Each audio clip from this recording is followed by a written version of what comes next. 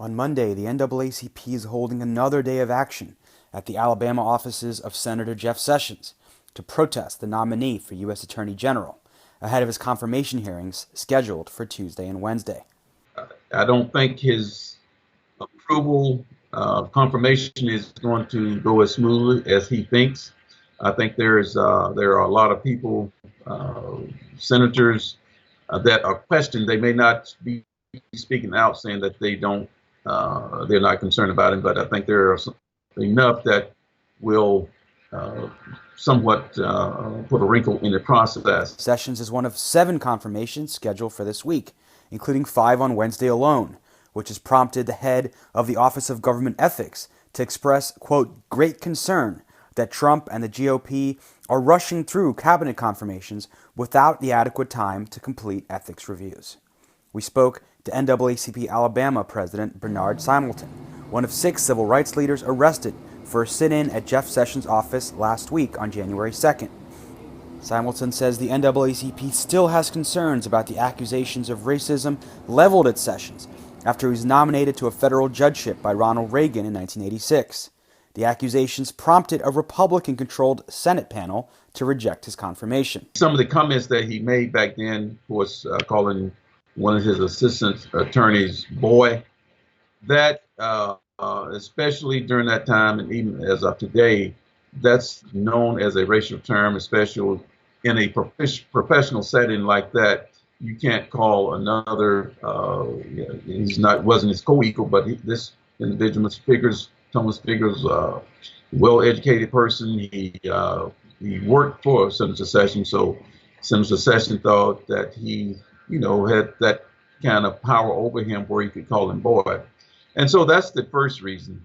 The second reason is, he referred to the NAACP as being un-American, and because of these things that we did, because we were fighting for voting rights for everyone, because we were had fought the Board of Education, because we were fighting the injustices that we saw that were inflicted on people here in the state of Alabama as well as across the nation.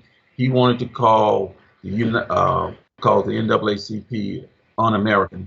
And then when we move on to later in his career, up until recent years, since he has been elected senator, and because of his opposition that he stated on things like immigration, his opposition to the Voting Rights Act, expansion of the Voting Rights Act, signaled to us that he still has not changed.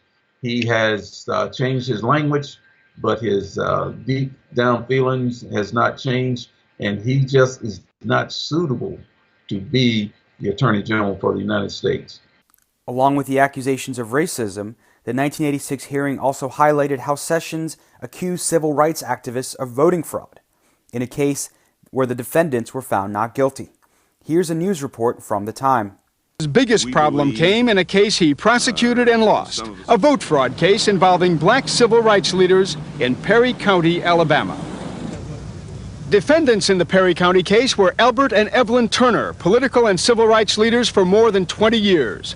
Albert was an aide to Martin Luther King. Their scrapbook has all the marches. This is Bloody Sunday. Albert can see that's him right there. Albert Turner guided the mules at Dr. King's funeral. The federal government charged the Turners with doctoring absentee ballots, vote fraud, and mail fraud. My own opinion is that the case was political. I actually don't think Jeff Sessions and them came in with an ounce of evidence. He rounded up some individuals who the Turners had helped, and somehow he convinced them to say that the Turners, marked their ballot incorrectly, or that they changed their ballots or what they thought they had.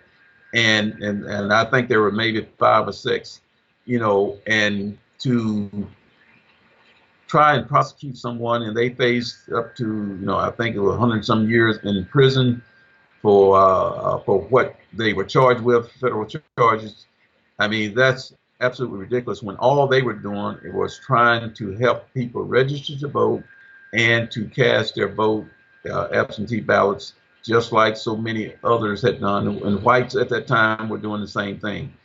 This is Gerald Hebert, a former colleague of Jeff Sessions who provided key testimony in the 1986 hearing. And what I think that case really shows is that you really find Jeff Sessions lacking the prosecutorial discretion and judgment that really needs to be made by a law enforcement officer at the head of the Justice Department. You have a lot of discretion about what cases to bring and what cases not to bring. And that case should have never been brought. The federal judge who handled it, who was a Reagan appointee, made it clear he didn't think that what the defendants were charged with was a crime and that it was probably First Amendment protected activity, but he let the case go to a trial and a jury anyway, and of course they were acquitted. So what that case did, though, however, was it really sent a chilling effect into the black community in Alabama that if you really engaged in voting activism to help your neighbors vote, and maybe in places where whites for so long were trying to hold on to political power, that you could really face federal prosecution. And, when you face a federal prosecution, it takes a lot of energy away. It takes a lot of time away. These defendants were not young. They were not in their late teens and early 20s. They were veterans of the civil rights movement. And that sends a message across the state. If he had been successful, this would have deterred organizations like the NAACP from furthering our efforts to vote, to register people to vote and to help, people, do their civic duty. And so that would have a tremendous weight on his part to depress the particular African-American vote.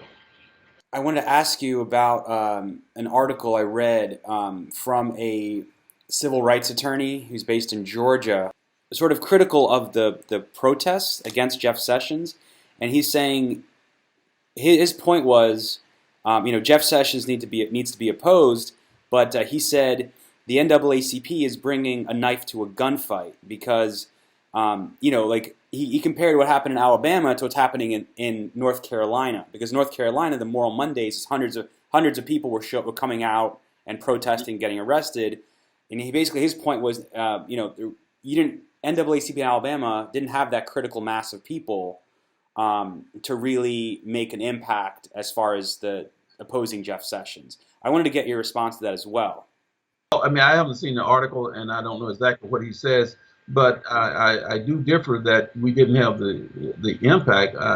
I think with the numbers that we had across the state and those 6 that were arrested, and I think even before then, the impact was already felt because, while we were still sitting in his office, there were people calling, CNN was calling, MSNBC was calling, several people were calling to, to ask what was going on, and we were able to tell them.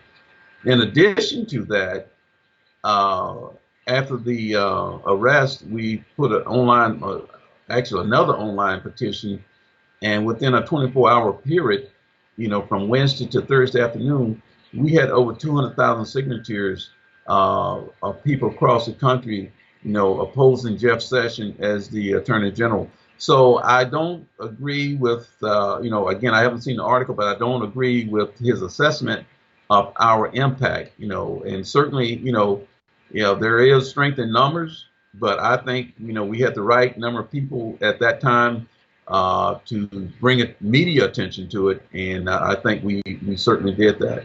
Stay tuned to TheRealNews.com for ongoing coverage of the confirmation of Attorney General Jeff Sessions and all of Trump's cabinet picks. For The Real News, this is Jess Lenore.